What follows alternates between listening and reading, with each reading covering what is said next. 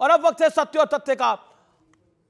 हरियाणा की जीत के बाद प्रधानमंत्री मोदी ने बुधवार को एक ऐसे मुद्दे को छेड़ा जिसने एक बहुत बड़ी डिबेट को जन्म दे दिया। प्रधानमंत्री मोदी ने कहा कि कांग्रेस हमेशा हिंदुओं की जातियों में बांटने की कोशिश करती रहती है, जबकि मुसलमानों की जातियों के बारे में चुप्पी साध लेती है। प्रधानमंत्री मोदी ने यह कहा, सबसे पहले क्या कहा, सबसे पहले यह सुनिए। इसके एक भी नेता ने कभी नहीं कहा कि हमारे मुस्लिम भाई बहनों में कितनी जातियां होती हैं। कांग्रेस की नीति है हिंदुओं की एक जाति को दूसरी जाति से लड़ाओ। अब यह भी समझ लीजिए कि प्रधानमंत्री मोदी ने यह मुद्दा आखिरकार क्यों उठाया है। दरअसल लोकसभा चुनाव से पहले से ही राहुल गांधी जोर शोर से देश में जातिगत जनगणना कराने के मुद्दे को उठा रहे थे। वो देश भर में घूम घूम कर नेता, अभिनेता, खिलाड़ी, पत्रकार सब मिस इंडिया तक की जाति पूछ रहे थे।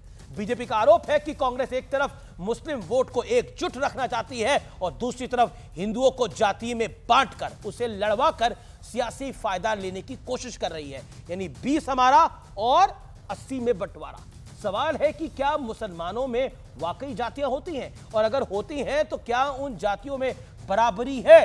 क्योंकि कांग्रेस हमेशा हिंदुओं की जातिगत जनगणना की बात तो करती है, लेकिन कभी मुस्लिमों की जाति के बारे में कुछ नहीं बोलती। दरअसल भारतीय मुसलमान 3 जाति समूह में बटा हुआ है। इनके नाम है अशराफ, अजलाफ और अरजाल। ये ठीक वैसे ही है जैसे हिंदुओं में ब्राह्मण, क्षत्रिय, वैश्य और शूद्र वर्ण होते हैं। अशराफ में सैयद, शेख, पठान, मिर्जा, मुगल जैसे उच्च जातियां शामिल होती हैं। अजलाफ में के बीच की जातियां शामिल होती हैं, उनकी संख्या बड़ी है। इसमें अंसारी, मंसूरी, कुरैशी शामिल हैं। तीसरे वर्ग यानी अरजाल में हवारी, रज्जाक जैसी जातियां शामिल हैं। इन्हें मुसलमानों की सबसे निचली जातियों में गिना जाता है। अजलाफ और अरजाल में आने वाली जातियों को ही पसमंदा मुसलमान कहा जाता है। इसकी संख्या बड़ी है।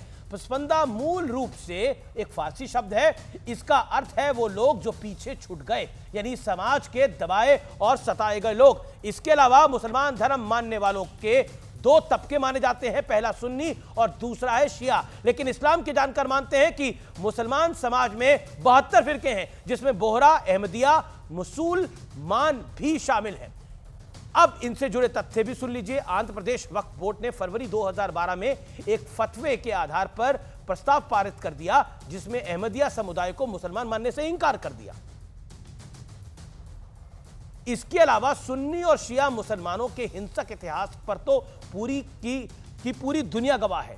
लेकिन क्या पहले आपने मुसलमानों की जातियों के बारे में कभी सुना था?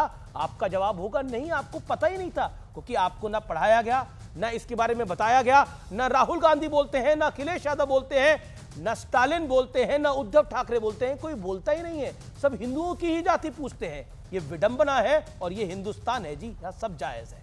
नमस्कार।